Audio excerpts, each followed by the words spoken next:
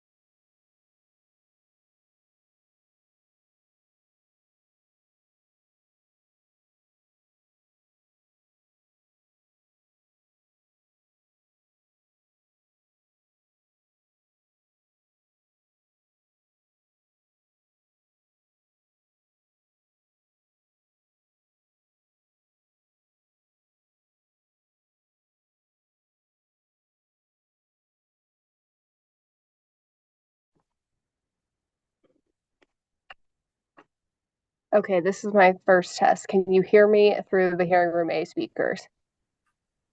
Morning, Casey. Can you hear me? Yes, I can hear you great. Can you hear me? I can't hear you, but I can tell that you're talking because of the closed caption. That's what I feared. One second. Do you want me to change the microphone again?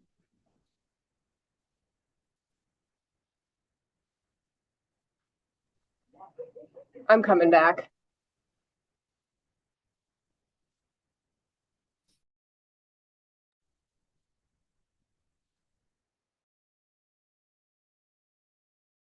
I did that great.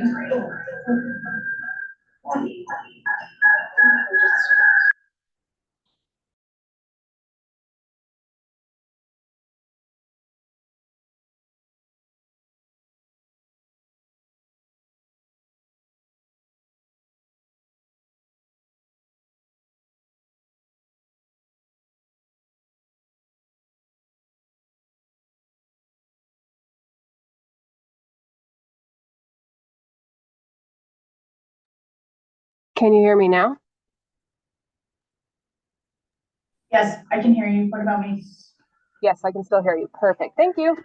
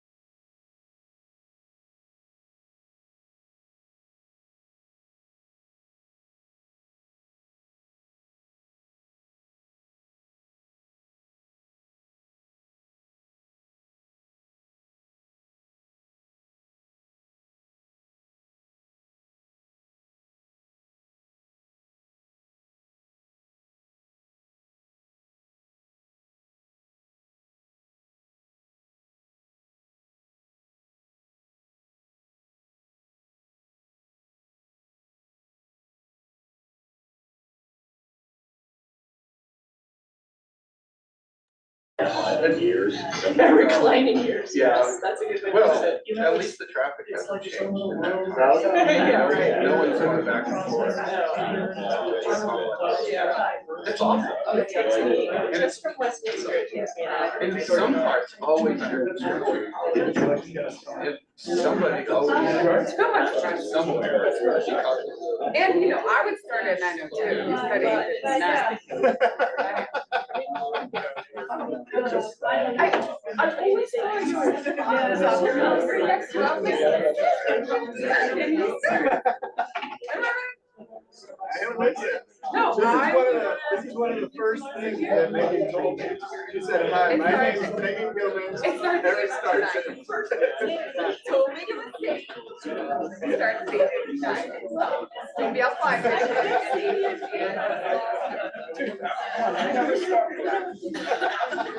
The train just run better on time if you start. it's never steered us wrong. So, okay. All right, good morning. I'm Aaron Blank, and this is the Commissioners' weekly meeting for December 13th, 2023. It's great to see everybody live, and I offer Commissioner Gilman the chance to gavel us in and see the climb.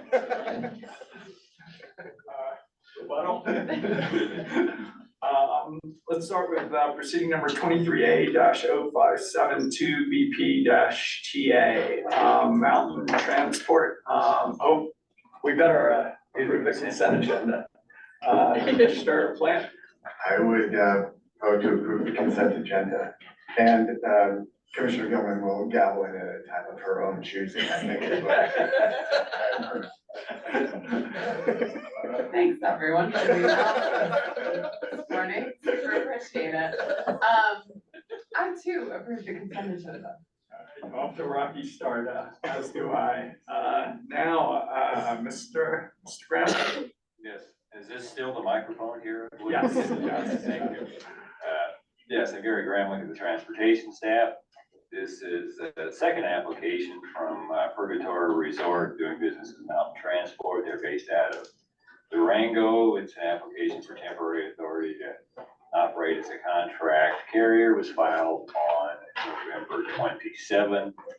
The authority requested is the transportation passengers between the Purgatory Resort and residents located within 2 miles of a specific intersection, which is Meadowview Drive and Highway 550. The address is in Durango, which is about 25 miles north. And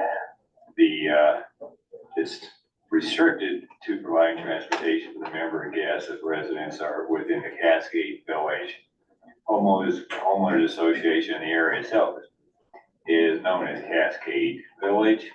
It was notice period started on December 4th for 5 days and expired on December 11th. There were no interventions or other filings made to the application. And by Rule 6204, the Commission may grant temporary authority if the applicant and the customer can show there's immediate urgent need for the service and no other carrier capable of providing the same transportation. The president of the Cascade Village Homeowners Association did file a support letter and states yes, they needed transportation between the village to the resort. Some of the residents come in without vehicles, and it's just easier for them to be transported to the ski areas on the shuttle rather than driving their own vehicles. And Mountain Transport, they say, is well suited because of their experience of driving in the mountains and the drivers they employ. And they state the service will be needed from approximately December 16th through April 7th. The management of Mountain Transport also filed a letter supporting the application, which has pretty much the same factual information of the need for the transportation. They have specifically trained drivers to provide this, and they provide different number of trips per day depending on how busy the weeks are. Some are busier than others. And I do have a recommendation unless you have any questions you'd like to ask. No, give your recommendation and we'll come back with questions, comments, or a vote. Yeah, I think that from the support in both the letters, it's similar to the other one. It is a service that allows the guests to be transported back and forth. And the season is about to start, and may have already started. So the recommendation would be a grant of temporary authority for a period of 180 days. Commissioner Plant, I agree with the recommendation. Commissioner Gomez, I also agree. as do I, and that can be ABC granting the temporary authority.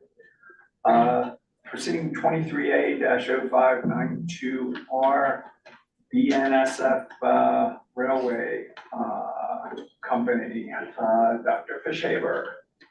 Good morning, Commissioners. Pam Fishaber with the Rail and Transit Safety Section.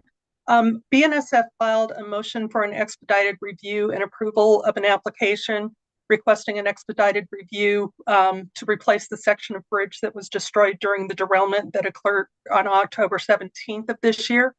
BNSF requests that the Commission exercise its discretion to reduce response time to the motion and shorten notice to no more than 7 days to expedite the review and approval process. BNSF requests this expedited notice will allow them to perform the proposed repairs as soon as possible, with them saying that work is currently anticipated to begin December 17th, 2023. In a turn of events this morning, and so apologies for springing this on you, CDOT issued a press release this morning saying that they're going to be closing I-25 down in I-25 in both directions this weekend for BNSF to replace the bridge segment. So at this point, they've asked for reduced time for notice, but they're planning on putting up the bridge this weekend before any approval is done. And I don't know if council can weigh in on this about what options are. Council.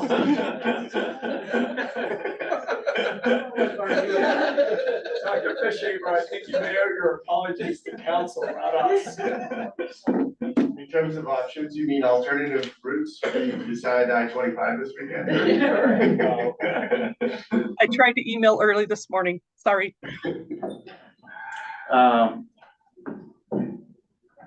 Hello. Welcome. So, Ms. Fishaber, when you were talking about options, were you referring to notice or?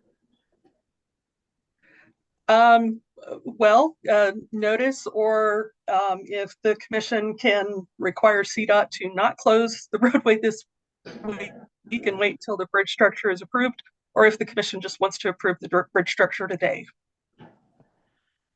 Well, those are all options that are open to you. I don't know, there may be some conflict with CDOT if you chose not to shut down I-25 in Pueblo for a period of time, for 2 days. I would stay out of this one and do whatever we can to support CDOT would be my advice. Am I allowed to phone a friend and ask our director what she thinks?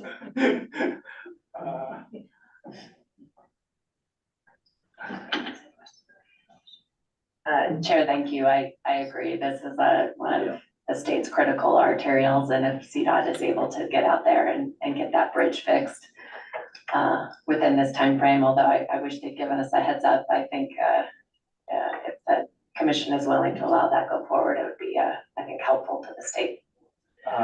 Thank you, Director Wright. Can I ask one question? Yes. Ms. Fishaber, Dr. Fishaber, do you have any specific concerns with the proposal?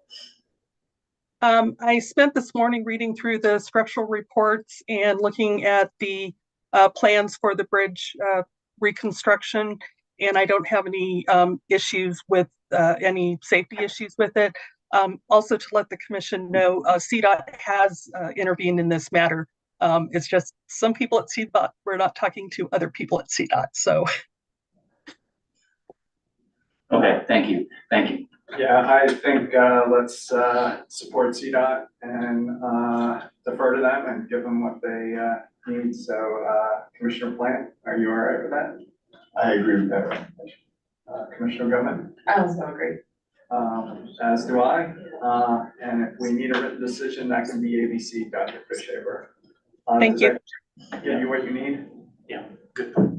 Yeah, so Thank you, just, Commissioner. just to cross all of the Ts, you are waiving notice requirement on that. Yes. Thank you. Proceeding number 23R-0085 TO, Mr. Riley.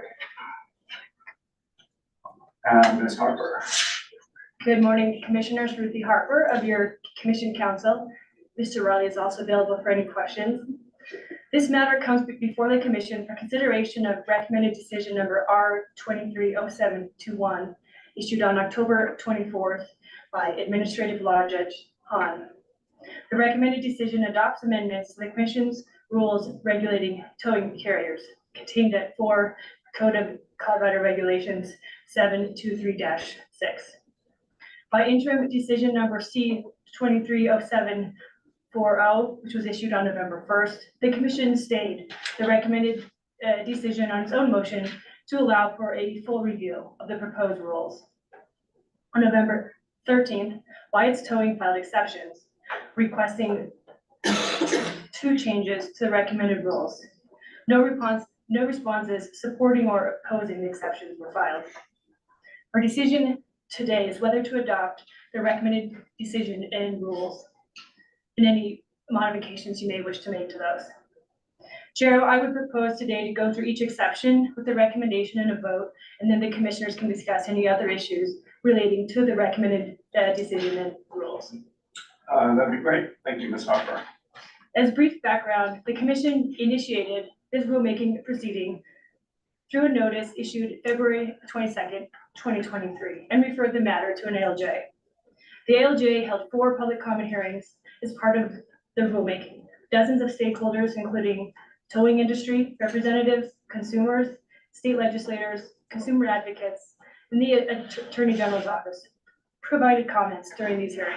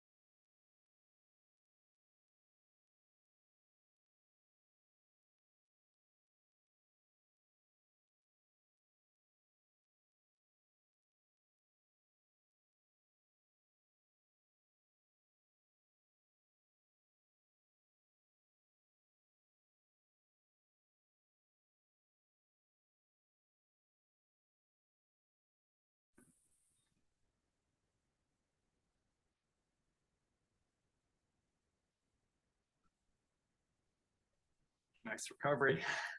Under pressure. Ms. Harper, continue, please. I was just reviewing the public comment hearings and written comments that were provided to the rulemaking before the ALJ. And then the final point on this background is in response to the voluminous public response, the ALJ made several modifications to the initial drafts of the rules, which culminated in the recommended rules before you.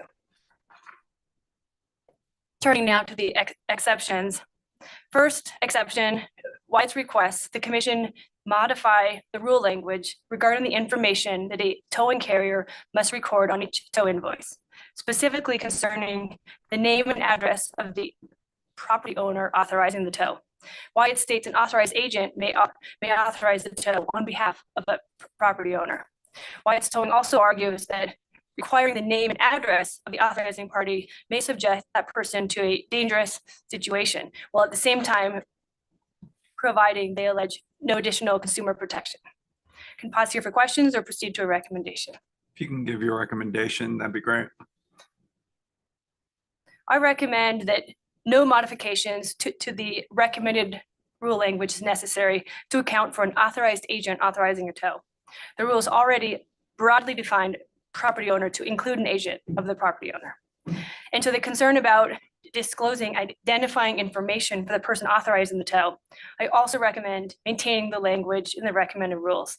The commission's longstanding rules and practice have provided a means for a towing carrier to maintain this information separately and only provide it upon request. This is also consistent with the new towing law, which requires a towing carrier to provide such information to an authorized or interested person upon request. Pause here for your discussion and vote whether to deny this exception. Commissioner Plant, I would agree with the recommendation. Commissioner Gilman, I also agree. as do I. As to the second exception, White's urges the commission to modify the rule language regarding the signage that a towing carrier must post at a private property to alert drivers the vehicles are subject to a tow. White's advocates for less prescriptive requirement than in the rules so that towing carriers can adjust the language on signs for the circumstances. Any questions, or should I proceed to my recommendation? On all of them, you can recommend. I recommend denying this exception. This requirement was a subject of much discussion during the public comment hearings, and commenters raised that the permissive language the commission had proposed in the NOPR would not match the prescriptive requirement enacted by the legislature, which the commission cannot alter or waive through rulemaking. So I recommend retraining the rule which tracks legislative mandate, but I also note that this is a minimum requirement. So there's certainly additional signs to fit the circumstances. So I'll pause here for your vote on whether to deny this exception. Commissioner Plant.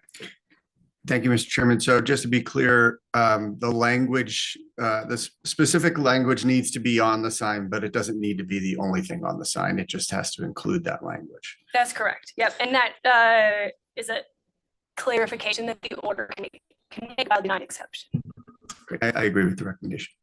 Commissioner Gilman, I also agree. as do I. That's the end of the exception. So I'll turn it over to you for any further discussion. Yeah, I have a couple things I want to bounce off you guys. I want to start by thanking ALJ Han and our transportation team and the parties for a nice job on these towing rules. I think increasingly they're best practice. I did have two requested changes to the rule, largely grounded in Senate Bill 21-0272. And its requirement that we consider how to best provide equity, minimize impacts, and prioritize benefits to disproportionately impacted communities and address historical inequities. To implement this, if you guys could put up that red line language, if you have it, I believe requires some basic data about where tows are occurring and who's getting towed. My first addition would be in section 6509B, where I'd modify it. Yeah, where I'd modify it as follows. Geez, that's, can you make that bigger? The towing carrier shall, and now I'm adding language, provide to the commission as part of any permit renewal application, a copy of all non-consensual tow invoices for the most recent 1 month time period from June 1st to June 30th, and also retain a copy for 3 years after the tow commenced. The goal of this would be to attain some basic sample data about car owner's location, type of car, and cost of non-consensual tow. That could help us better in the industry and provide some basic comfort where we stand in compliance with the equity portions of Senate Bill 272. Since the towing carriers are already required to produce a tow invoice under the rules, asking them to provide copies of us during a 1 month sample time frame should hopefully not create substantial additional administrative cost or burden for us or them. I'm also suggesting that we make this a requirement of the renewable application to ensure compliance. So I'll stop there and see if you guys are open to this. Commissioner Plant, any thoughts? I understand this is hitting you cold, and if you want, we can bring this back next week. Deadlines in February, right? No, I mean, I just, why does it say from June 1st to 30th, this most recent 1 month time period, and then it says from June 1st to June 30th? The worry was if we did it over the course of the year, we'd get thousands or tens of thousands of these things, and it would swamp us. So the thought was just focus on 1 month. Okay, so get a sample. We'll just get a sample. I got you. Okay, yeah, I think that makes sense. Commissioner Gilman, thoughts, questions, comments, and again, if you want more time, we can bring this back next week or even in January. Yeah, I mean, I probably prefer to talk to council in the interim. Had a few things to prepare for today, so I don't see this coming, but especially I think what I'm trying to figure out is if you have only a 1 month time period, you dictate ahead of time what that 1 month time period is. I don't know if that's a representative anymore. So I get what you're trying to do. I'm not 100% sure if this would do it, in that everyone will know what this time period is. And if you want the data to show something, the data can show something when you know what the time period is ahead of time. So I think that might be something I'd encourage you to think about in the next week, and I'll try and think about it and talk with council about. Greatly appreciate it. The second one I'd like to bring forward is on Rule 6511 G3, asking the towing carriers to copy the commission on the required notices associated with the sale of abandoned vehicle to cover the outstanding towing and storage charges arising from a non-contentional tow. And on this one, it'd be adding language for all abandoned motor vehicle sales resulting from non-consensual tows. A copy of the completed private tow vehicle information request form shall be provided to the commission within 30 days of sale. And again, it's more information. That's something that their towing carriers are already required to submit by statute. And since hopefully this is significantly less in number, we don't need to do a sample. Any thoughts on that, Commissioner Plant? No, I mean, you said it's required by statute, so. To provide the notice. Oh, all okay. I'm asking for is that the towing carriers provide a copy to us. Oh, yeah, that's fine. And again, Commissioner Gilman, we can look at this in a week or two when you've had a chance to counsel and advisors. Yeah, that makes sense. I think we'll bring it back anyway. So probably no final determination on this today, but curious, do we have a concept of how frequently this is happening? How many abandoned tow vehicle sales are occurring a year, like even an order of magnitude?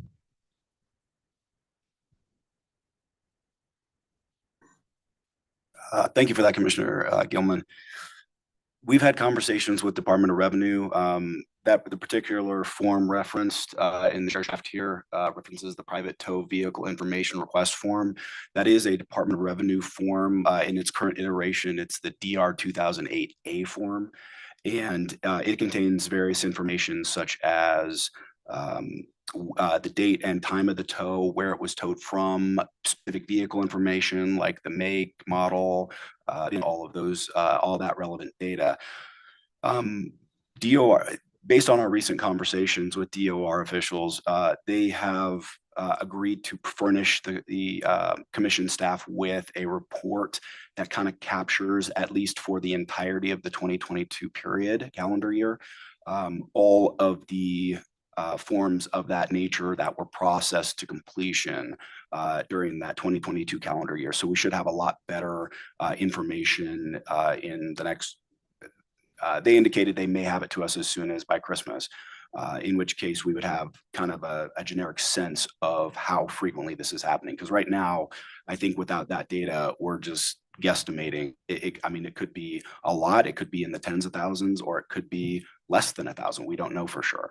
And so getting that data for them, I think, would give us a better picture on kind of the volume of this particular situation. Okay, that's helpful. And perhaps as we talk, over the next week or two, we can figure out how the timing of getting that information, so we have a better context for this, like understanding what volume we're talking about, perhaps can work in the timing of that with finalizing, these votes. So ideally, it would be great to have that information so we kind of understand the volume we're talking about with this. But thanks for that information, Mr. Riley. So maybe the thing to do is bring this back in early January, or would you prefer to get this resolved sooner before that date is available? And you don't have to decide today. Yeah, we can decide that later if you prefer. We were just discussing perhaps tabling the matter, and then once we get that information, which hopefully would be sooner rather than later, put it back on the agenda. That'd be great. So with that, I think we'll table this until a future CWM, and you'll confer with my colleagues, and we can take it from there. With due respect to the people in the audience who'd like to hear the resolution of the ERP, I think we'll keep that one till last and go to proceeding 22AL-0348G. Mr. Acera. Yeah, good morning, commissioners. Good morning, commissioners. Oh, I've got an echo. All right. Today, I'll be discussing one discrete issue from the Atmos rate case. As you remember, in November, you stayed the recommended decision so that advisors and council could take a closer look at the outcome. We indicated that we would bring back the proceeding after exceptions were filed, and that we would discuss any of our concerns along with, oh, hang on. Okay, did we get the echo fixed? We can't hear it. You sound normal to us. You're coming through loud and clear. Okay. When we suspended this or stayed, the recommended decision, we indicated that advisors and council were going to take a closer look at it. And we also mentioned that we would bring the proceeding back after exceptions were filed, and that we would discuss any of our concerns along with the exceptions. As it turns out, there were no exceptions filed. So that leaves us with one issue to discuss with you this morning, which is recovery of gas storage inventory costs. By way of background, there was a dispute in this case about whether a gross up factor should be applied to Atmos's gas storage inventory costs. And when Atmos made a compliance filing addressing the GSIC, UCA and staff immediately filed protests, arguing that Atmos had applied an inappropriate gross up factor. The commission suspended the tariff language that allowed Atmos to recover those costs, and it remanded the proceeding to the ALJ to resolve what, if any, gross up factor should be applied, and also to address an SSIR issue. As a result of the suspension, Atmos was unable to recover any of the gas storage costs from that point forward.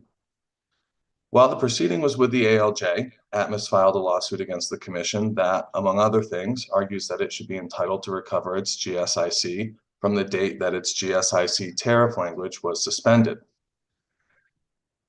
Now, moving forward, the ALJ recently issued its recommended decision determining that Atmos should not add a gross up to the GSIC. And as I mentioned, no party filed exceptions.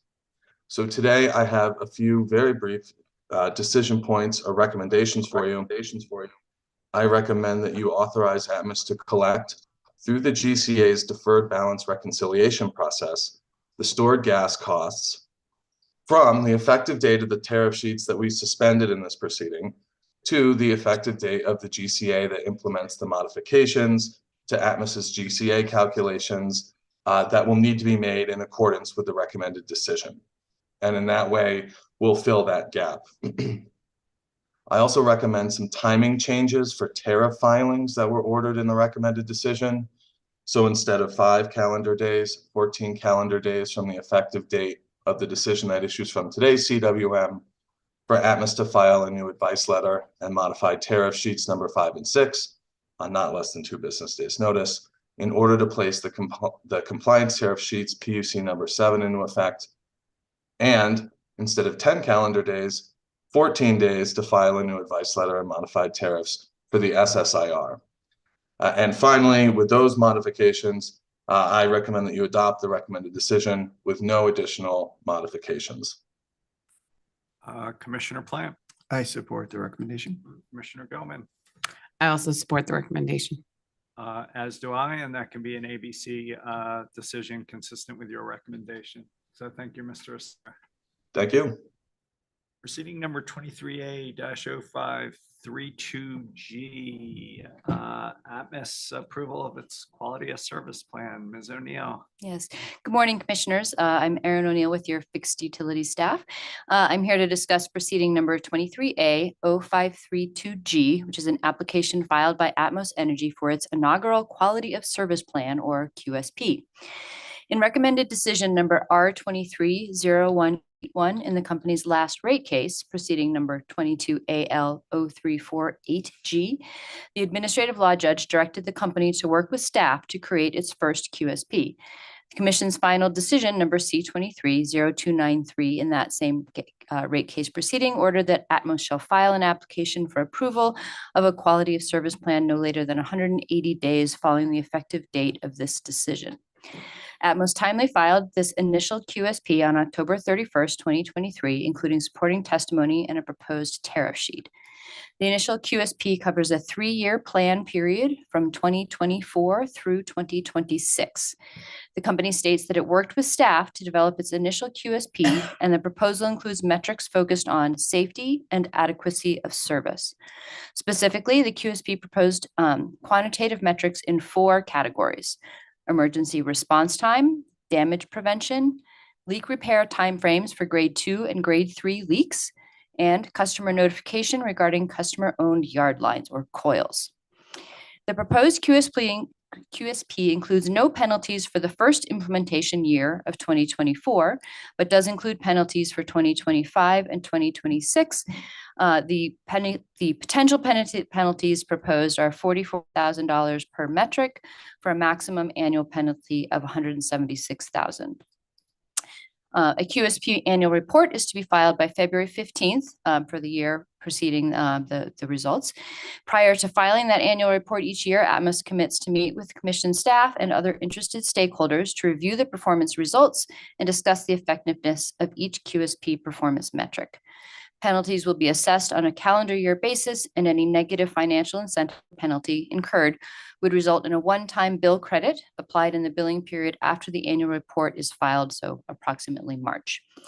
I'll pause here for any questions, or I can provide a recommendation. If you could jump to your recommendation, Sure. that'd be great. Advisors recommend that the Commission approve the initial QSP submitted by Atmos Energy and order Atmos to file a compliance tariff consistent with the tariff proposed in this proceeding. Commissioner Plant, I agree with the recommendation. Commissioner Quinn, I also agree. as do I, and that can be an ABC decision deeming it complete and granting the application and requiring the compliance filing. So Thank you, Thank you. Commissioners. proceeding number 23A-0538G, CNG gas price risk mitigation management plan. Mr. Davis. Good morning, Commissioners. I'm Ron Davis of the Commission's advisory staff. If I could, I'd like to take the next 3 items together. That'd be great. Okay. Senate Bill 23291 required all 4 of Colorado's natural gas utilities to file a gas risk mitigation plan by November 1st, 2023. Such a plan must include a maximum per month fuel cost that accounts for price fluctuations based on seasonality and can be automatically recovered through the company's gas cost adjustment, or GCA. The plan may include other elements such as physical hedging, storage, financial hedging, or long-term contracting. In addition, the commission must allow any prudently incurred costs above that maximum to be recorded in a deferred account that is recoverable and amortized over an appropriate period not to exceed 5 years with financing costs.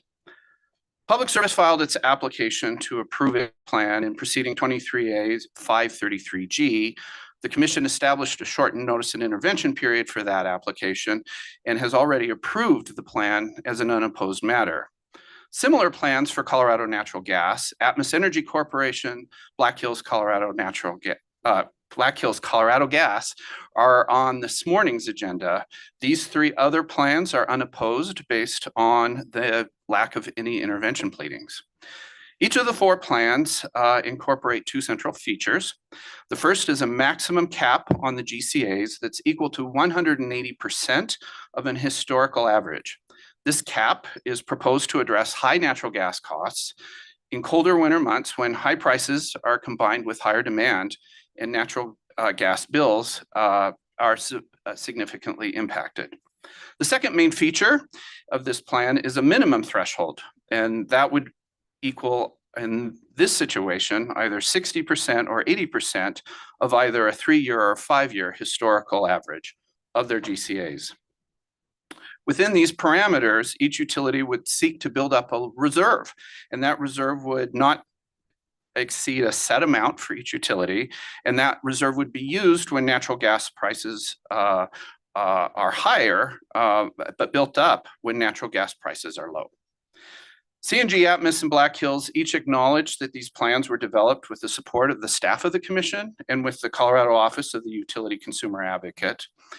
And on December 4th, Black Hills filed an amendment to its plan, explaining that after further consultation with staff and UCA, it agreed to confer with both of them on or before February 1st of 2025 on the need to continue calling the rate mechanism used to recover any deferred costs from this plan the Extraordinary Gas Cost Rate Rider, Gas Price Risk Mitigation Plan Rider. That's a mouthful. But even though that's a mouthful, that's not a substantive change to the application and no additional notice is required. So again, the decision point before you is whether to grant these 3 applications for approval of a gas price risk mitigation plan for Colorado Natural Gas, for Atmos Energy Corporation, and for Black Hills Colorado Gas. Thank you for the efficient presentation, Commissioner Plant. I support the recommendation. Commissioner Gilman. I also support the worst acronym that we have. Yeah. And should we take that under consideration? It's not pronounceable, but yeah, and appreciate the companies working with staff to work this out and get us to unopposed applications. And just would like to renew maybe in our decisions, Mr. Davis, my comments about really the function of this to kind of smooth the volatility as customers see it, largely moving some of those costs into the future if the costs spike.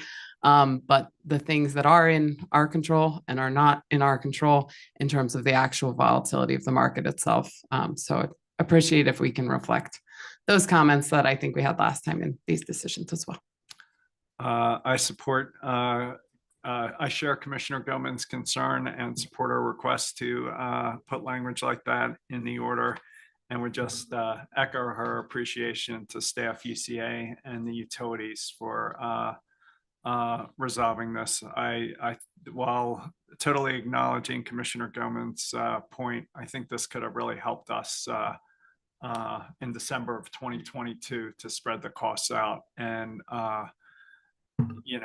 reduce hardship for a lot of customers. So again, without in any way denying Commissioner Gilman's point, I think this is meaningful progress. So thanks. Commissioner Plant, are you okay? Any concerns? No concerns. I think that can be an ABC decision, deeming the application complete and granting. So thank you, Mr. Davis. Thank you. Back to proceeding number 21A-0141E. Mr. Eden, Ms. McLaughlin. On this one, we met last week and had a discussion of several of the core issues. This week, Mr. Eden, I'm hoping you can pull together a recommendation based on last week's discussion to facilitate our conversation today. So take us away, Mr. Eden. Yes, good morning, commissioners. I'm Michael Eden with your advisors, staff, and Senior Assistant Attorney General Aaron McLaughlin is also available for questions if necessary. Today for your deliberations, I'll set up certain decision points for your consideration and vote regarding Public Service Company of Colorado's Electric Resource Plan and Clean Energy Plan, or ERP and CEP. Specifically, advisors suggest that the commission deliberate today on issues surrounding: one, whether to modify the CEP by selecting an alternative portfolio of resources, and two, any performance incentive mechanism, or PIM, that the commission wants to craft for utility-owned generation. At last week's Commissioner Weekly meeting, there was a rather extensive summary of the Phase 2 process and major filings. In the interest of time, I won't repeat that background today, although I will be summarizing some of the discussion that you had last week. With that backdrop, if it's all right with the commission, I'll jump into the first broad topic of whether the commission wishes to modify the CEP by selecting an alternative resource portfolio. At last week's meeting, commissioners expressed significant policy concerns with the updated preferred plan, or UPP, that Public Service presented in its response comments, especially compared to an alternative portfolio of resources that was smaller, less costly, and acquired additional storage resources. The concerns the commission expressed generally seem to be focused on reliability, emissions, and cost, including concerns regarding the impacts that curtailments will have on both costs and emissions reductions. Commissioner comments also expressed the desire to preserve optionality for future resource acquisitions as technology continues to advance, and the desire to better optimize necessary transmission upgrades when modeling resource portfolios. In response to some of these concerns, Chair Blank specifically honed in on an alternative portfolio of resources the company titles the Inverse 1324 $0 CO2 portfolio. And going forward, I'll just refer challenging name. Right. I'm just going to refer to this as the alternative portfolio. While this alternative portfolio was originally presented in the 120-day report, it is one of the portfolios that staff recommends the commission consider adopting, due in part because it lowers costs, increases storage, and reduces modeled curtailments. Now, before I get too much farther, I want to frame this discussion in light of the statute. What we're discussing is the company's proposed UPP versus other potential resource portfolios. While the UPP represents an important part of Public Service's CEP, the CEP includes more elements than just the portfolio of resources. For instance, the coal action plan, with its conversion of the Brush coal plant and the lower capacity values of the Pueblo Unit 3, are critical elements of the CEP that drive many of the necessary emissions reductions. The selection of an alternative resource portfolio doesn't impact the coal action plan. If the commission decides to replace the company's preferred portfolio of resources with another portfolio, the commission would be modifying the company's CEP. According to section 40-2-125.5, subsection 4D, the commission may modify the proposed CEP if the modification is necessary to ensure the plan is in the public interest. In evaluating whether the plan is in the public interest, the statute requires the commission to consider: 1, emissions reductions; 2, reliability; and 3, the cost of the plan on a net present value basis. In addition to these enumerated factors, the statute permits the commission to consider other relevant factors as defined by the commission.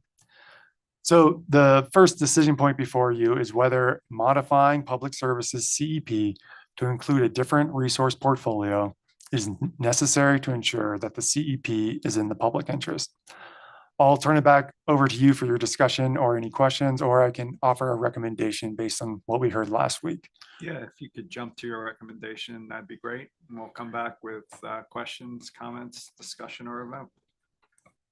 Advisors recommend that the commission modify Public Services proposed CEP to include a different resource portfolio, specifically the alternative portfolio that Chair Blank discussed at last week's meeting.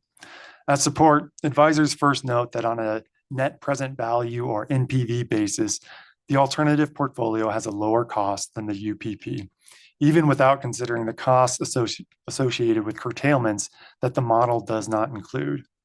Second, Public Service raises no concerns with the reliability of the alternative portfolio, which was included in the 120-day report and reviewed by the independent evaluator.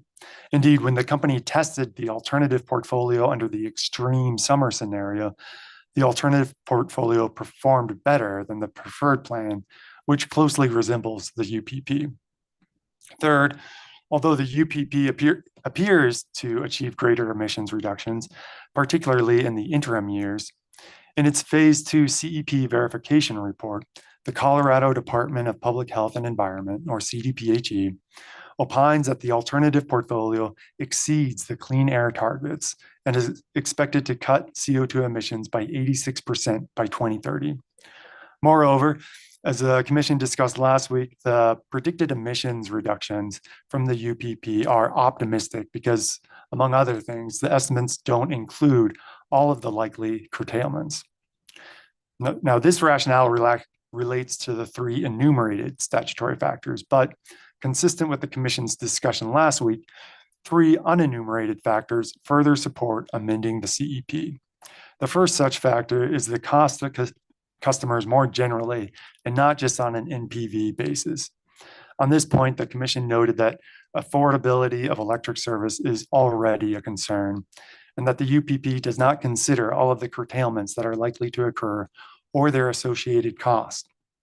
The second unenumerated factor is future technology developments.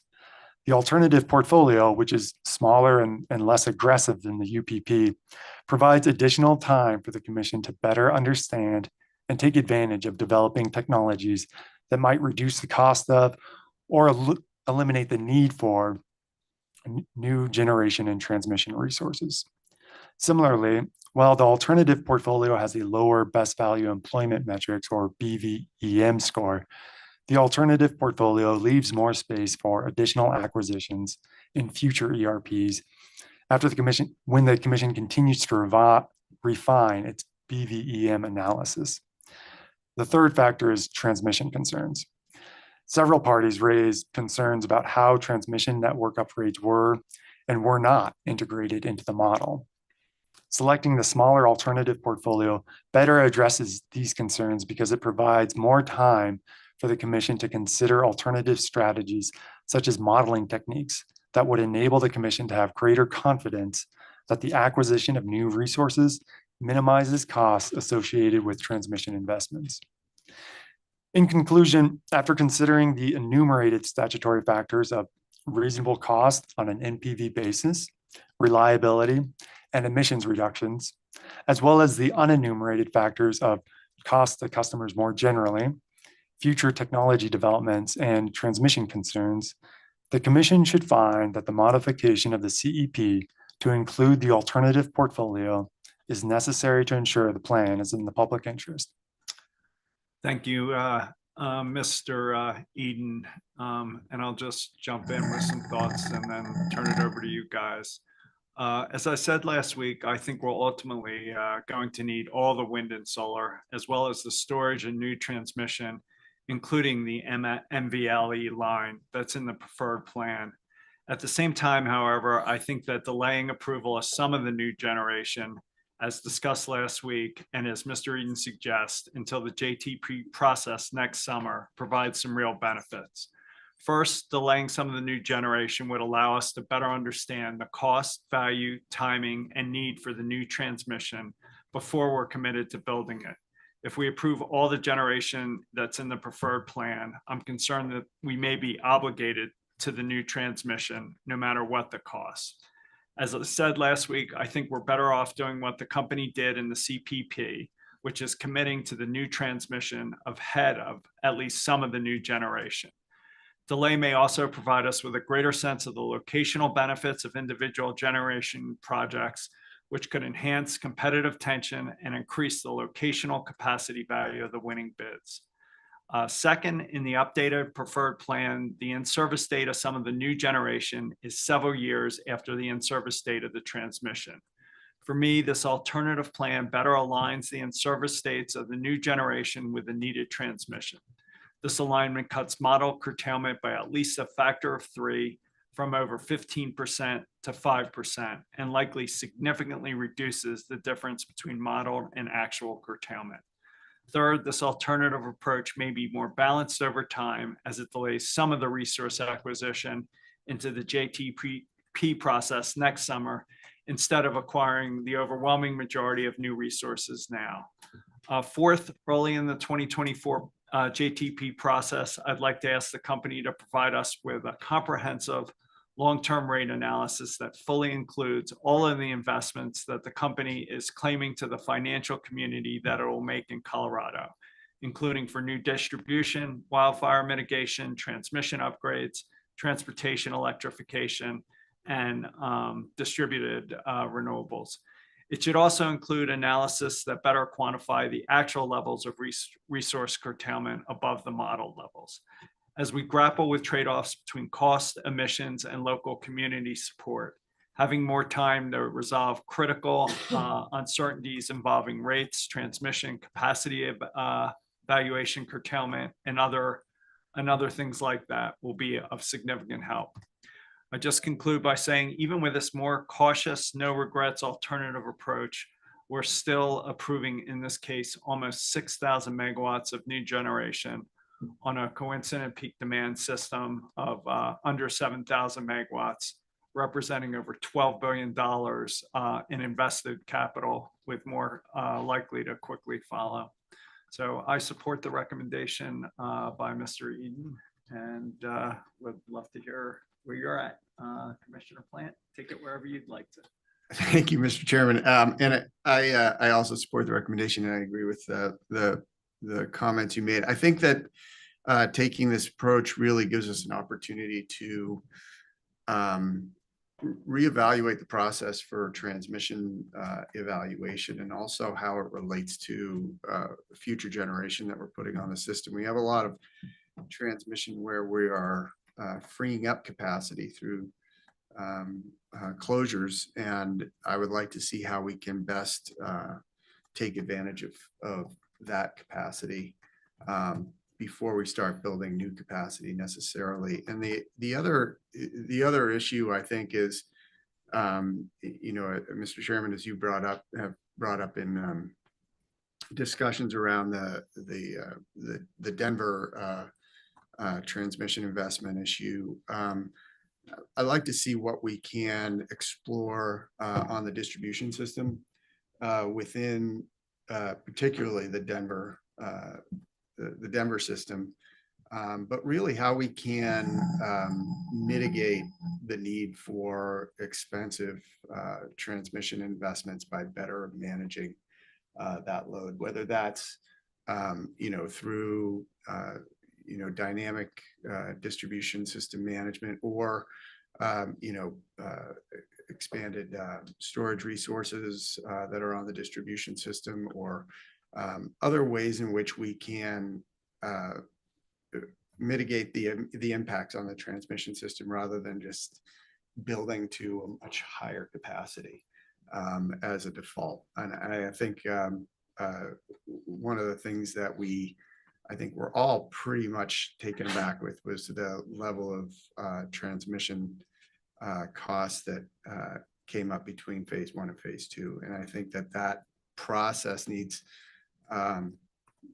to be improved so that we can make better and more informed decisions on the additional generation, taking into the full scope of the costs, into consideration the full scope of the costs, including those transmission investments. And I think that, your point regarding the lower the lowered curtailment levels of this, I think are very significant. I mean, people are going to pay for that generation, whether it's curtailed or not. And so I think that the approach that we're taking, where we're greatly lowering the opportunities or chances of curtailment through this sort of staggered resource acquisition process, is going to serve the customers of Excel much more effectively. Thank you, Commissioner Gilman, wherever you'd like to go. Thank you. Well, appreciate it. And I would say, I agree with you both. I agree with Mr. Eden. Thank you again for all of your hard work on this. And, you know, I agree with the point Commissioner Plant was just saying, sorry. I see little rationale for essentially front loading investment in more resources that it appears the grid can or will be able to handle even at the time it's installed. And certainly the updated preferred plan had high levels of curtailment. So as you pointed out, ratepayers pay for that, and so I think it's important to us, and it's our priority to ensure that the money that we're seeing invested on behalf of the ratepayers is spent as wisely as possible. We got a ways to go in the energy transition. We got a lot of things to do. There's more costs that'll come, and so we have to be sure we're spending these dollars as wisely as possible. And certainly I would love to sit here today and support the option that on paper gives the highest greenhouse gas reductions.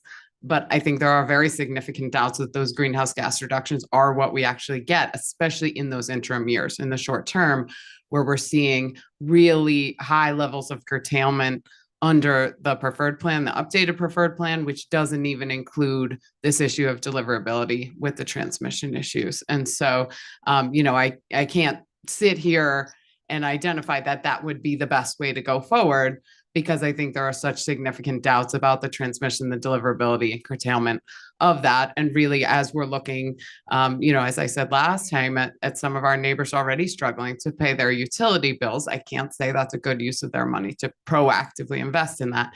And I think what we get, as the chairman pointed out, is a more streamlined and a more thoughtful process that we can embark on to ensure that we're iterating on what we need to do for transmission as well as what we need to do for generation. I mean, clearly, as I expressed last time, I think that's one of the real shortcomings of where we ended up here, is that kind of all this work was done, all this time was spent, and we put it all in, and then $2 billion bomb was dropped in the end. And, and it makes it hard to recalibrate and figure out what would you have done, how would the model have run. But at the same time, it's not an ignorable amount of money. We have to question it and figure out how we optimize from here. And as the chairman said, kind of make the no regrets decisions now. Without a doubt, we're investing in an unprecedented amount of renewable energy in this plan, of storage in this plan, but not over investing to the degree that we are not sure where the process goes from here, or that we had a process that worked as well as possible.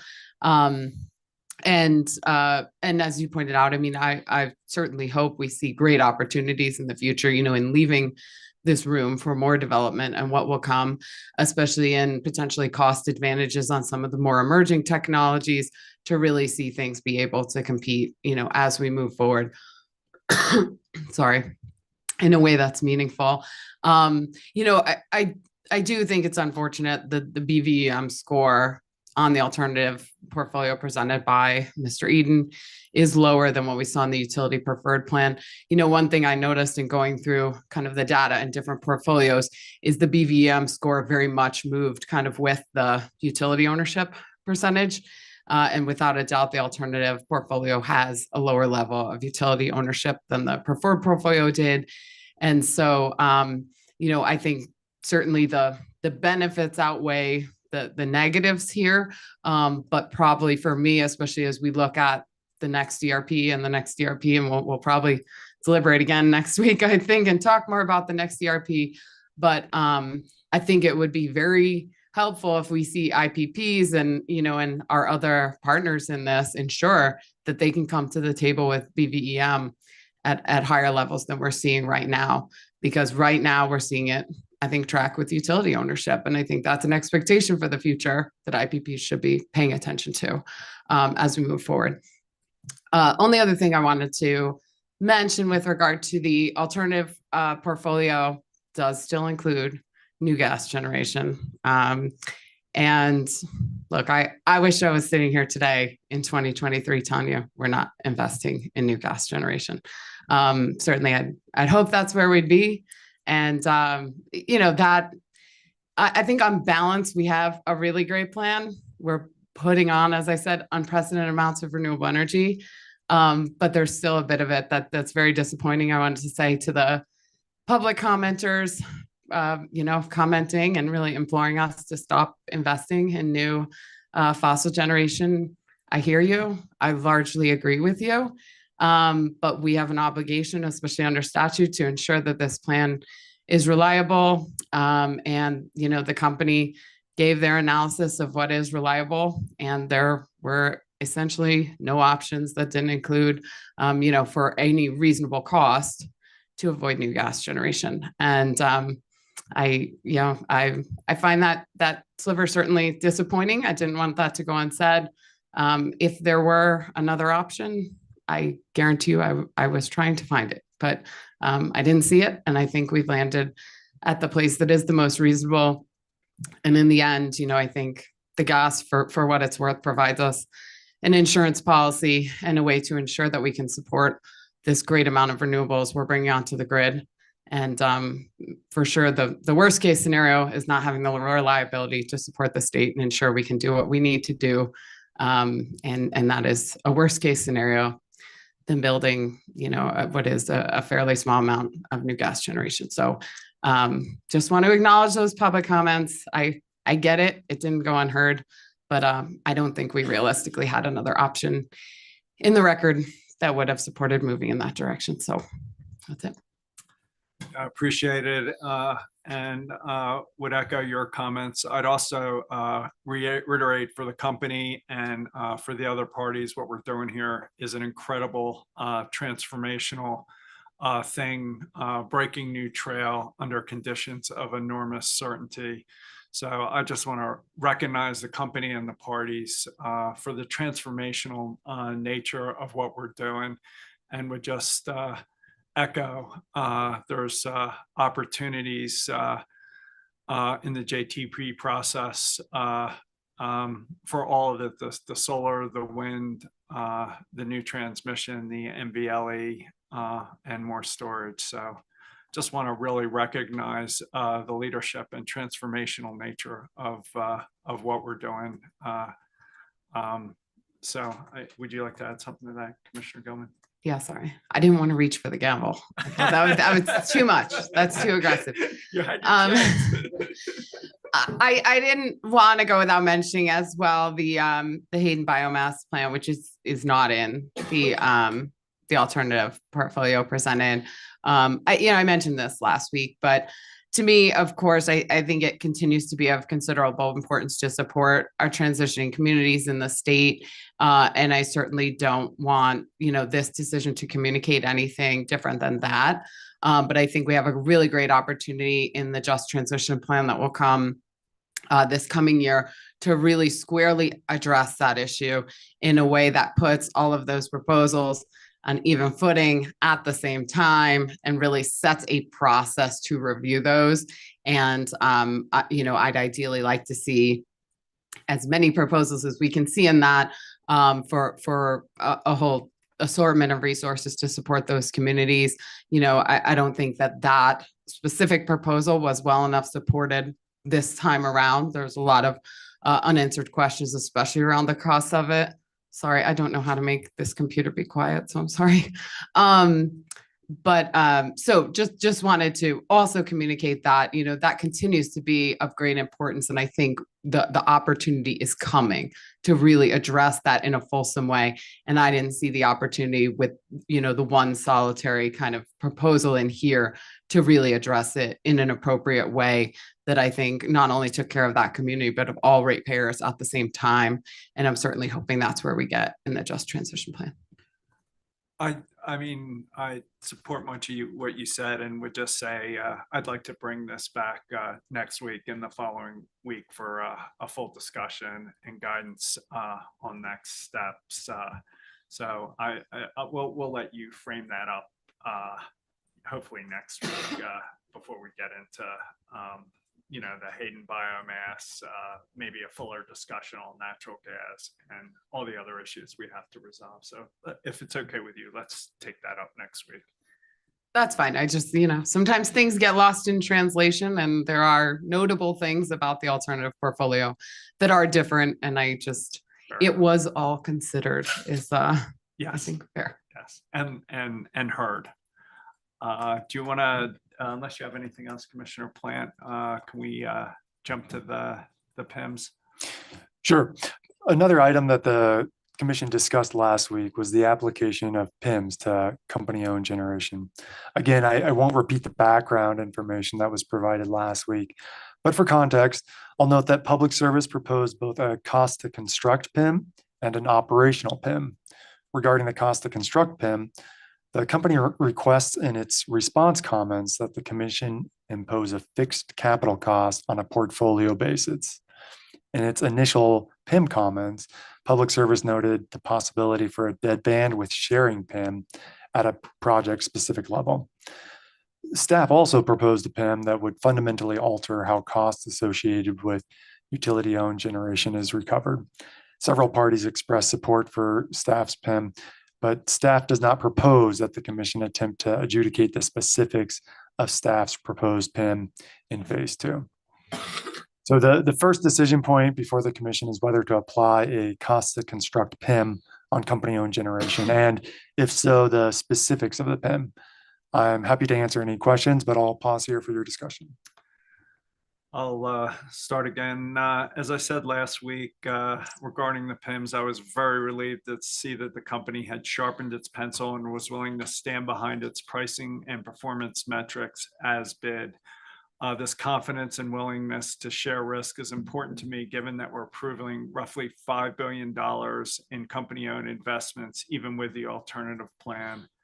As such, I propose a 5% deadband based on the overruns or savings, not the total amount.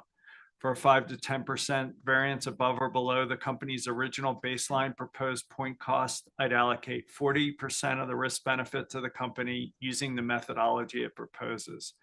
For a 10 to 15% variance, I'd allocate 50% of the risk benefit to the company using its general approach. And for anything above 15%, I'd allocate 60% to the company. Given that the sharing occurs over time, the actual NPV impact of the sharing may be significantly less than those headline numbers. And the goal was to stick to the 50-50, but have it phase up as you requested last time, Commissioner Gilman. As we talked about last week, I think accountability needs to be at the project level, which is where IPPs are accountable. For me, any penalty award under either the construction or operational PIM should be assessed or rewarded in the first rate case following the in-service date of the relevant project. I also agree that with the company that extraordinary circumstances can occur and would provide the company the flexibility to ask for relief with extraordinary circumstances defined consistent with the definition of force majeure in the model IPP contracts. Finally, to the extent we're missing data needed to implement either the construction or operation PIM, I just request that the company provide it by noon on December 19th before our next deliberation. And I'd ask the team to get the order out today or tomorrow if possible. So that's where I'm at. Commissioner Plant, anywhere you'd like to go? Sorry, can you say again? What are you asking for by next week? We need there are certain projects in this alternative plan that were not included in the upgraded plan. In its response to our PIM request, the company submitted certain construction point estimates. We just need that. Sorry. Thank you, Mr. Chairman. I think you got it like in 2 seconds. So this is just specifically for the construction PIM, and I think that that's a good balanced approach, and and provides a lot of protections for customers, to protect against any potential cost overruns. This is a very capital intensive plan. And so I think that this is prudent. It's in the customer's interest. I support it. Sure, go, man. Thanks. Well, probably just more generally around the cost to construct PIM, I see this as a crucial point of approving really any portfolio with utility owned generation, because in my mind, you don't really have a functional and fair competitive bidding process unless bidders are more or less, there are always going to be some differences, but more or less held to their bids. And, you can trust and understand that those bids really are the cost. Otherwise, you're making a decision based on numbers that can change dramatically in the future. And what was the whole process for at that point? So very much support, where we're going here. As I indicated last week, I think your numbers work. Appreciate you, moving them out from the center, as we've seen with some other PIMs. With regard to extraordinary circumstances, I looked at the force majeure language. It's a bit of a different animal here than kind of performance. Generally what I see is like actual resource performance rather than upfront cost of a PPA. I would probably be a bit more open at this point that this could be evaluated if the company needs to. They could look to the force majeure language, but I would probably stop short of setting in stone that that's definitively what we'll use. I think it could be a bit apples and oranges, and so I would probably prefer to leave that a little more open. I think the way this process will be is we'll know it when we see it. The utility can ask for extraordinary circumstances, and I certainly expect those would be extraordinary. I'm not disputing they would be somewhat in line with force majeure, but I just don't know that it's a direct copy paste. And I would say we definitively use exactly that.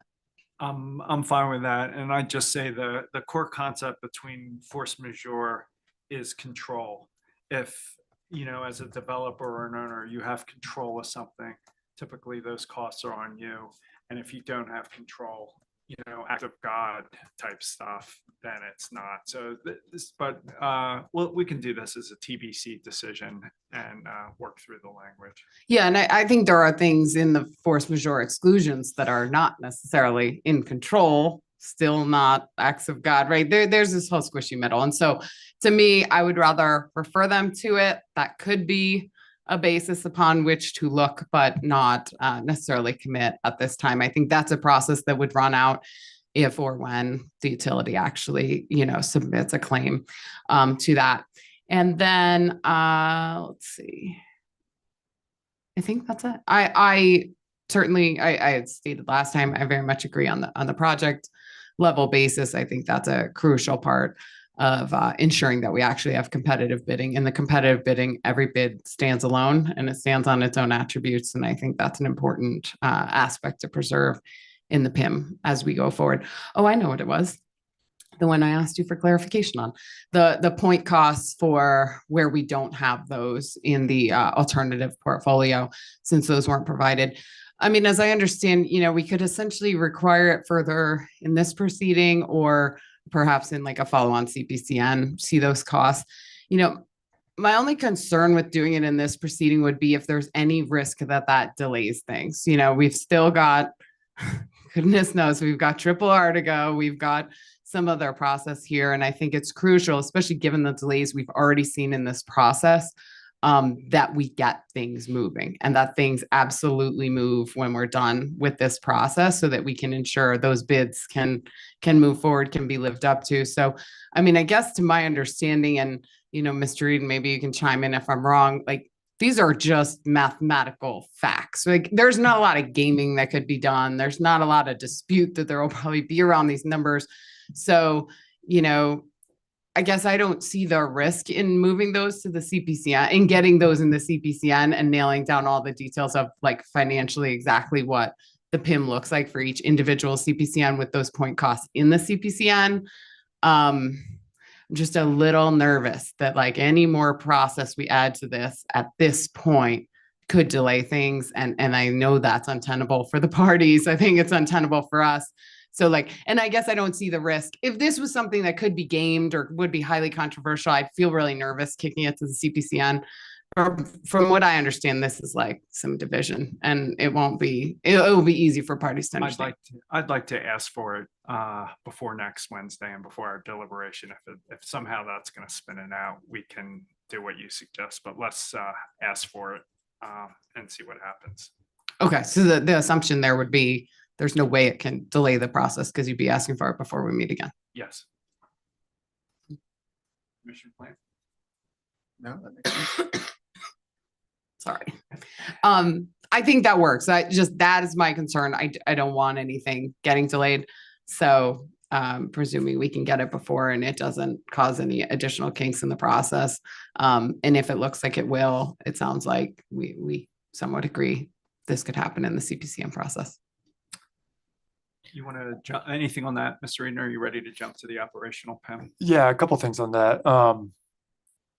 At first, it was kind of defined a little bit more broadly to say anything we need. I just want to clarify, would this be point cost and things like capacity factors that we're missing? Yes. Okay. And then I guess this is more related to the operational PIM, but there's certain issues regarding the confidentiality of the sharing percentages with the operational PIM. Does the commission have any interest in? Why don't you, if you have anything else, bring it up. I'll take that one on when we get to the operational PIM. Okay, that's fine. And then I want to go back to the extraordinary circumstances issue a little bit. Is the decision here that the extraordinary circumstances will be based on the force majeure language, or are you guys deferring that to a subsequent deliberations? No, I'd say it's generally based on the force majeure language, but maybe not as explicitly as I might have intended originally. And the concept is to, around control. But we need the language a little softer than it is for the IPPs, and the legal concept of force majeure may not apply perfectly to company-owned generation. So I do your best to draft it, and then we'll try and fix it on TBC maybe. And Chair, if I might, I believe that I understood what your discourse was today regarding the future process that could be through a petition. And I know it when I see it. I think that we can put some bounds around the legal language of what the commission would expect in the type of extraordinary circumstances, but certainly leaving open the optionality for the company in its discretion to bring something forward as it sees fit that other parties could, of course, intervene and comment on. Is that the process that you're kind of considering? And we can use that force majeure language as a starting point, but certainly not the set bounds, because we don't know exactly what extraordinary circumstances might look like. So that's how I understood your conversation, and I think that can be drafted in a TBC order. Well said. Thank you. And I didn't understand it. I didn't mean it expressly to be necessarily looser or tighter than force majeure. It's just like you could reference that. There would probably be one thing you could reference that's the most similar, but there might be a little bit of apples and oranges here. So I don't want to say definitively that's it, but I didn't specifically intend to make it say looser or harder. It's just might not be exactly the same. And again, Ms. McLaughlin for Commission Counsel, I think also what I heard is that will be in the more fulsome phase 2 order that would be coming, and certainly that there is a separate order that the Commission is discussing in process here that would be that P1 requesting those certain point costs. So just for the clarity for the public, we're talking about 2 different orders that we're thinking about, one TBC and one potentially TBC or ABC, but in short order that would get out. Correct. Okay, thank you. I think that gives me what we need on that point. So as I referenced earlier, Public Service puts forth a proposed operational PIM to complement the cost to construct PIM.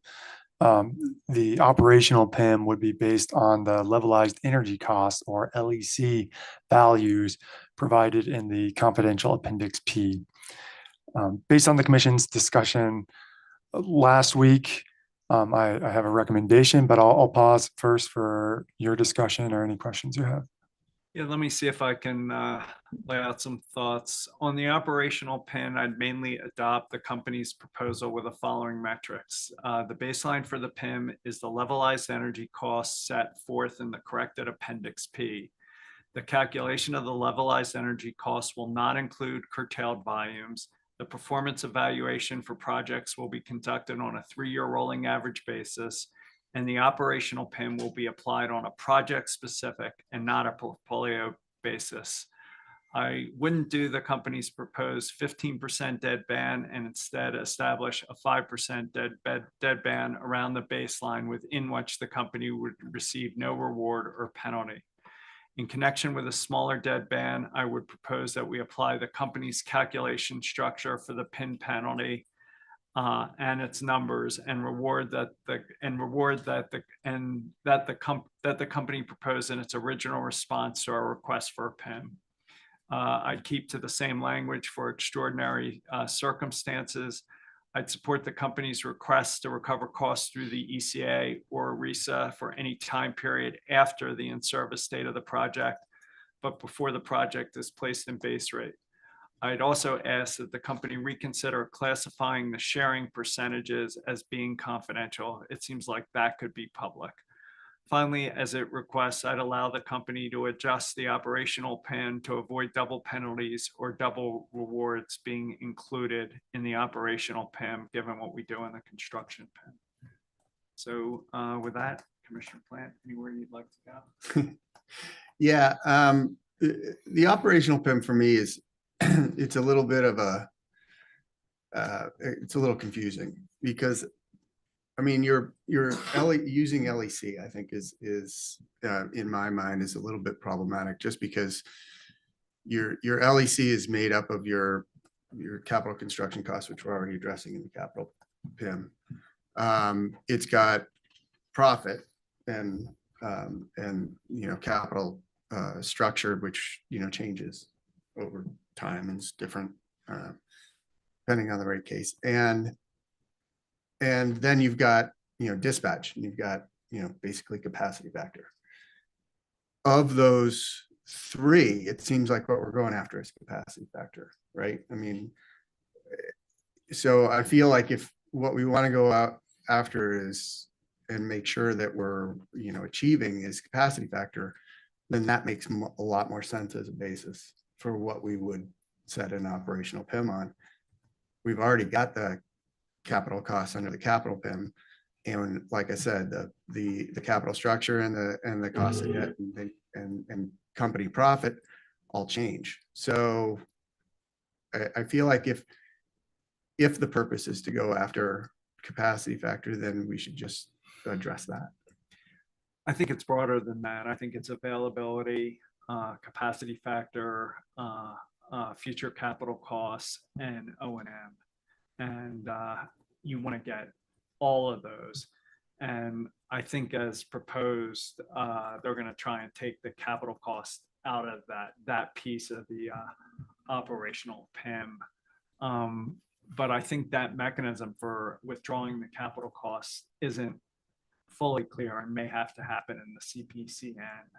So, maybe we can have some language talking about how we isolate these factors in that CPCN process while perhaps approving this conceptual framework in this proceeding. So, yeah, I mean, I guess, so if you can help me understand, go through the O&M, obviously, those are costs that are incurred that are not associated with capital. I think they'd be probably a relatively small percentage of the cost. And then, capacity factor we talked about, and then you mentioned availability. So when you say availability, what? Well, for a wind farm, it could be down a month. We've seen some outages at some of the coal plants. So about, and it feeds into the capacity capacity factor factor, right? ultimately.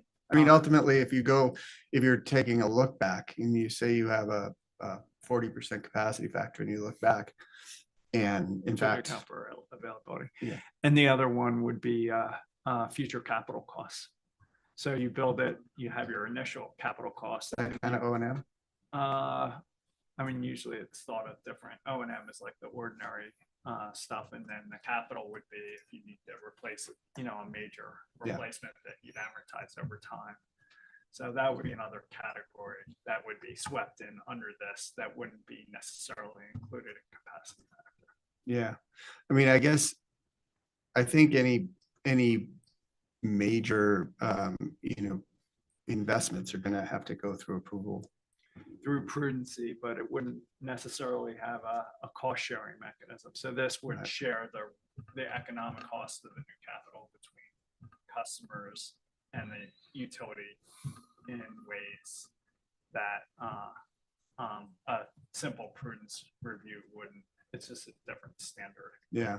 You wouldn't have to show imprudency to have the cost sharing. Yeah. And these would be things that were not in the normal course of business. Yeah. I mean, I get how you'd want to include those things. Seems like, that the cost share on future, investments that are outside of the normal course of business would be going through a process that we could address that. And, my primary concern is related to capacity factor. I think that kind of grabs. We want to make sure things aren't getting curtailed. We want to make sure things are, projects, if they were priced out at a 40% capacity factor, hitting a 40% capacity factor, otherwise they're just costing people more money. And so it feels like that gets at what we're trying to do, more directly and maybe more simply. But, here the Commissioner Gilman, I would just say I care about capital costs too. There can be very large capital costs in the future that I think should be shared rather than just subject to a prudency determination. So Commissioner Gilman.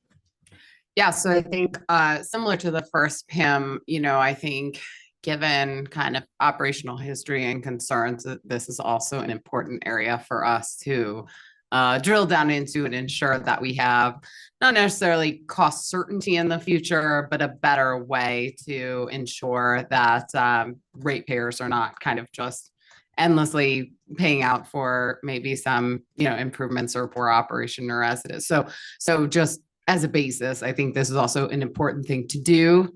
Now we argue about the details. I largely agree that I think this one probably has more details that will need to be worked out in CPCNs. So with regard to curtailed volumes, I certainly appreciate the company bringing that up and get the issue of we don't really want a perverse incentive whereby the company curtails IPPs and not themselves because, so they can perform better in this PIM. But I'm very hesitant to exclude curtailments in total, because I think that might be open to some massaging of the numbers in the other direction. And so perhaps what we'd be looking at is actually like an anchoring of the curtailment of utility-owned resources to the curtailment of other similarly situated resources on its system. So it's not just floating out in space like all curtailments don't count and don't matter.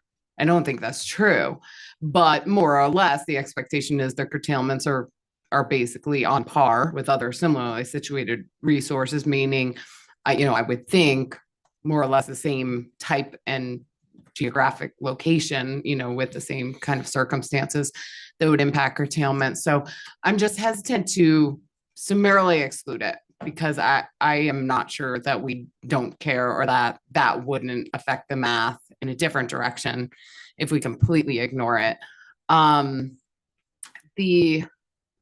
With regard to kind of evaluation period, you had mentioned a 3-year rolling average. I think I'm fine with that.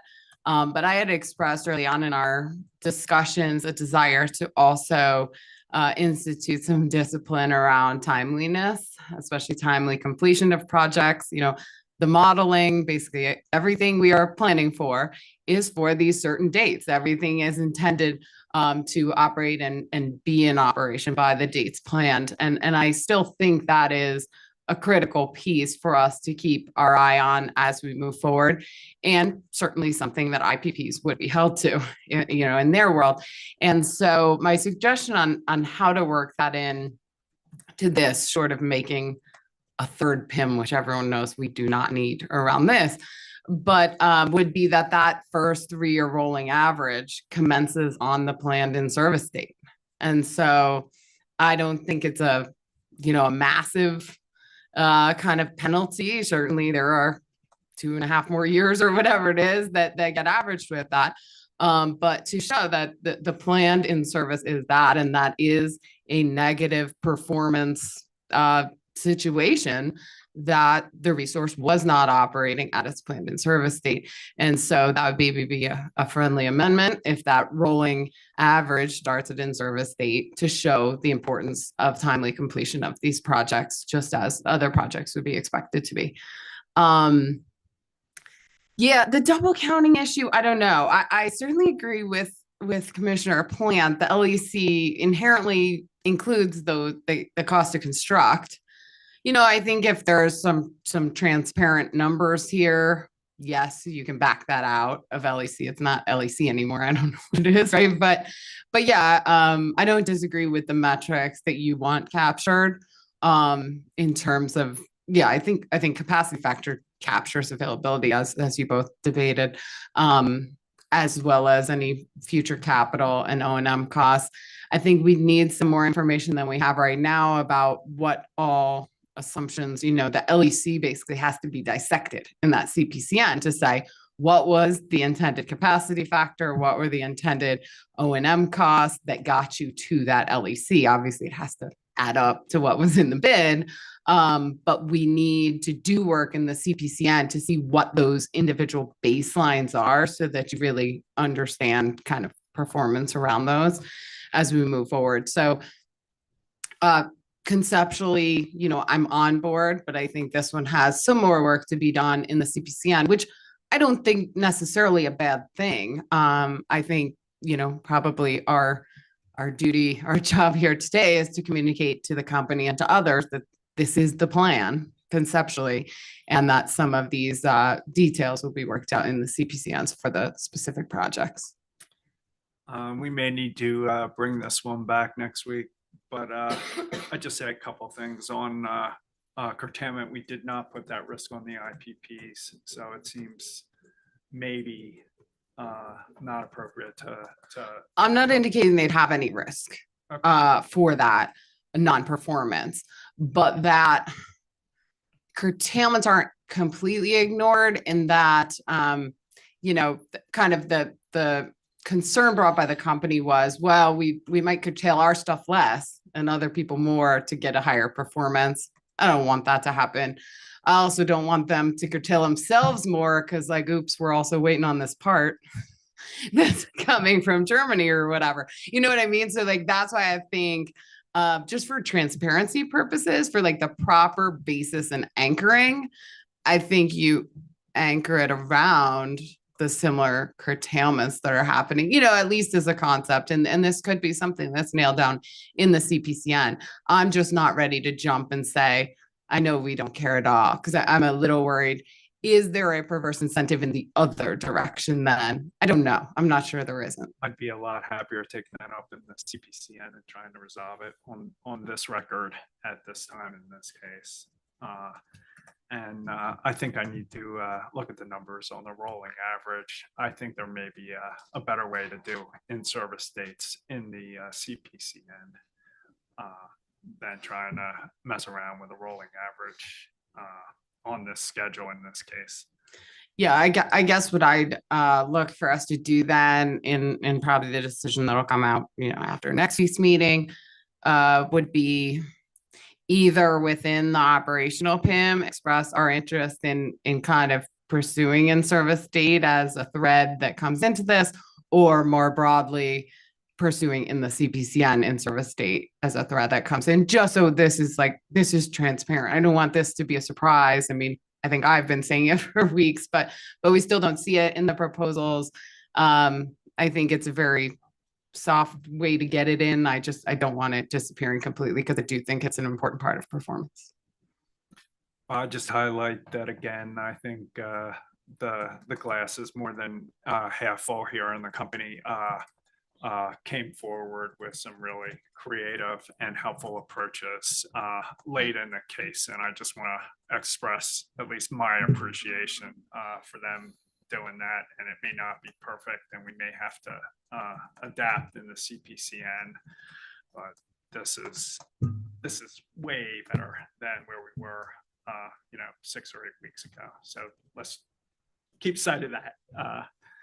I'm optimistic. It's the holiday season. I'm optimistic. No, and as I said, I mean, as I laid out the objectives for each of these PIMs, I mean, that's what I've got my eye on, and I certainly appreciative of the company helping propose items, as we requested to help get us there.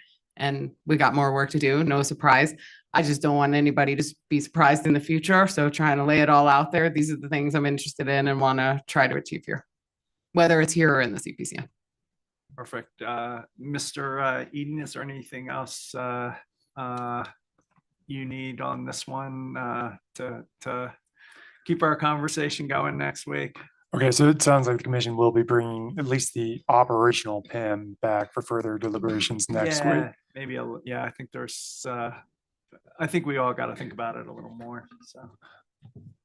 Yeah, I mean, I to Commissioner Gilman's point, I mean, if we're backing out capital, I mean, obviously we're not talking about LEC, but it's all these components that go into an LEC, some of which are either changing or already addressed in other places. And maybe, I don't know if that becomes, some sort of a modified marginal operating cost or something. But basically what we're talking about is additional capital investment, O&M, and capacity factor, and coming up with a number that's associated with that. And I do agree with Commissioner Gilman that your in-service state is a important component of performance. It should be in there.